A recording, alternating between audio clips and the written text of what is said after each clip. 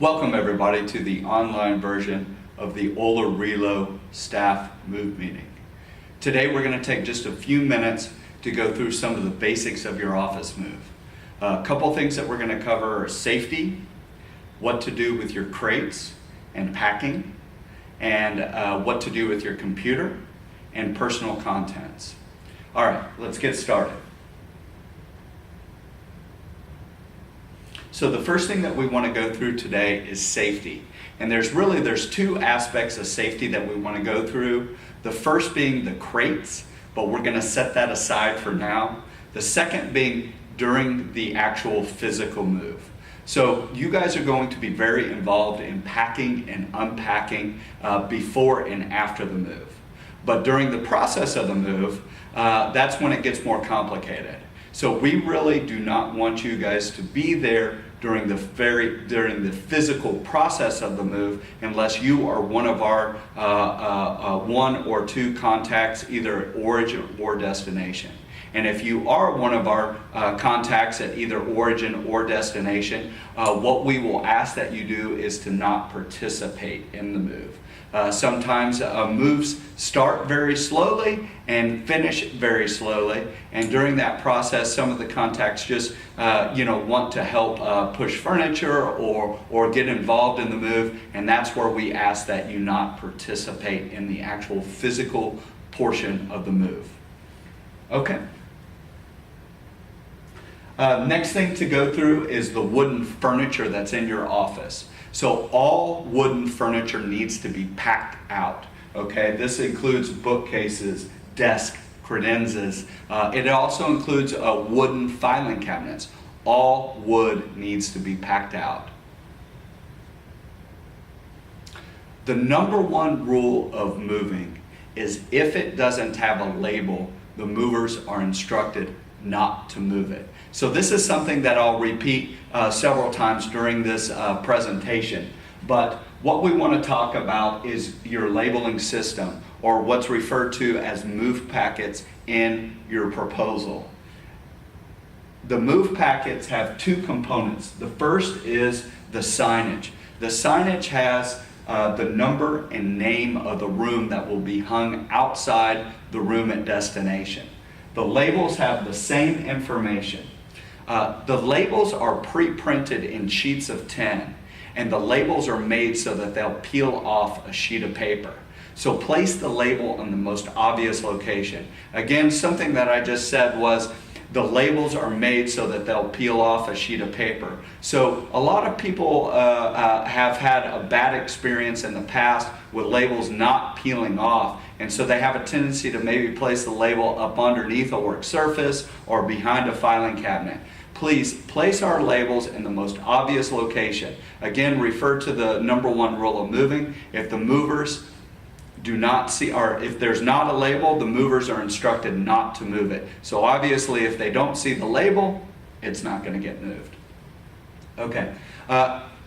In general, we pre-print labels in quantities of 10, 20, and 30, really depending upon your needs. Not every room is going to have enough labels. So you might have a kitchen area or a supply room, or IT guys, you need more than 10 labels, right? So if you have a room that needs more than the pre-printed amount of labels, please look for additional blank labels.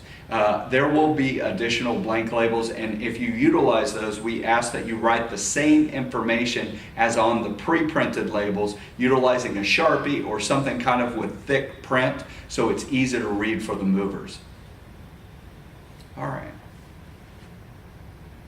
Let's move on to the moving crates. Okay, and this is where really the crates that we are bringing you guys are a substitute for boxes. So really we no longer bring you guys boxes, but this is where we get into the safety aspect.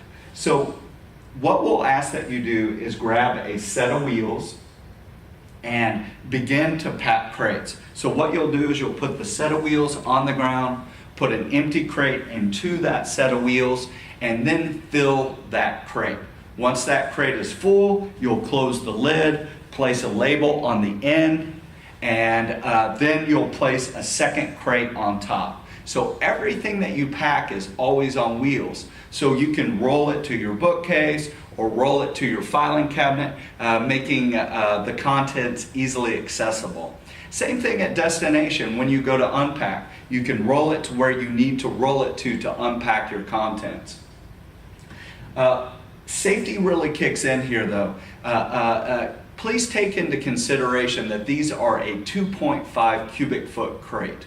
Okay, and a typical paper box, to put this in reference, is about 1.4 cubic foot.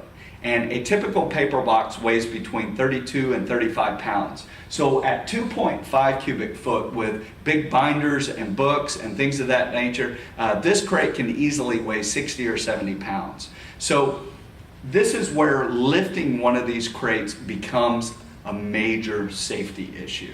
Okay, so please pack on the set of wheels. If you are caught in a situation where you cannot pack on the set of wheels, or let's say that you're packing a conference room or a kitchen area or something where you really just only need to pack one crate and there's not a set of wheels available, then what you'll do is you'll pack on the floor or on a work surface, but do not lift that crate. Place a label on the end according to where it needs to go at destination and allow the movers to move it. Okay, the next most obvious question is, what if it doesn't fit in a crate?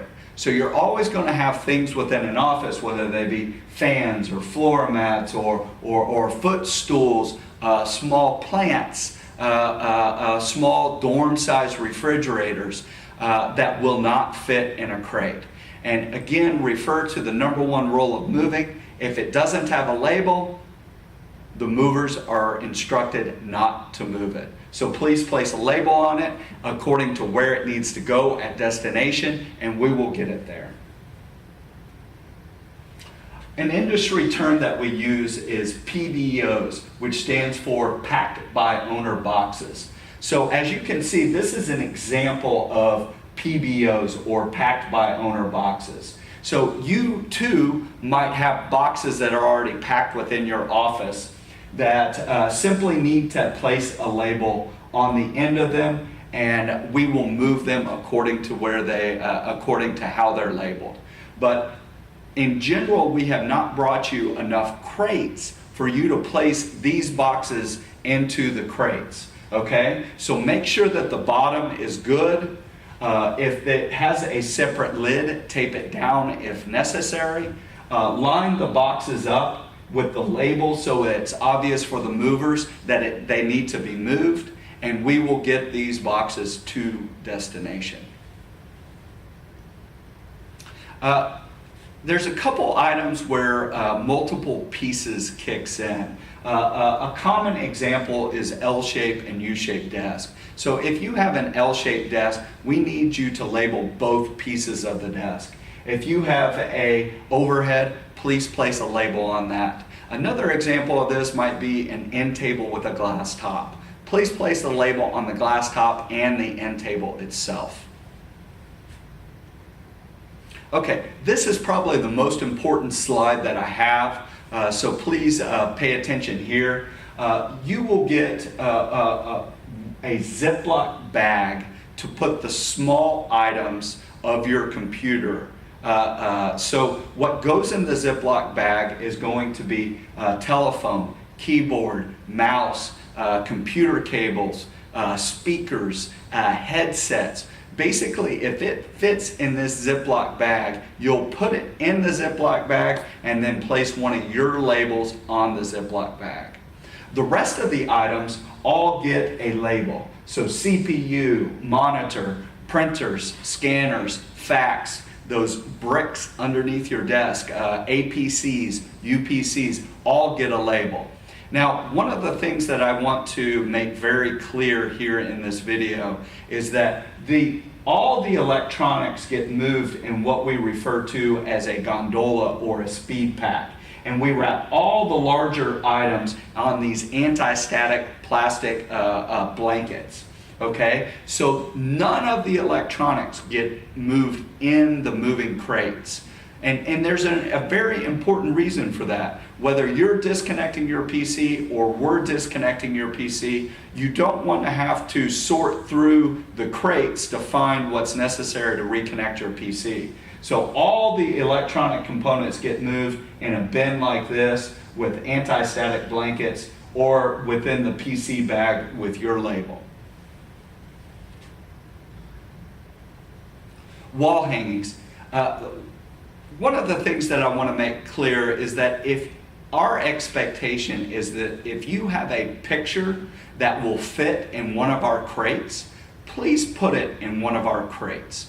Now, so if it does not fit in one of our crates and it's a standard picture that just hangs on the wall, place a label on the end and leave it hanging on the wall. One of the mistakes that people make is that they will take all the pictures off the wall and they'll lean them against the wall in a hallway, and really they're just more likely to get hit. Okay, so just leave the pictures on the wall. Make sure that it's labeled. Again, the number one rule of moving is if it doesn't have a label, the movers are instructed not to move it, and the movers will move these pictures. Now, wall boards.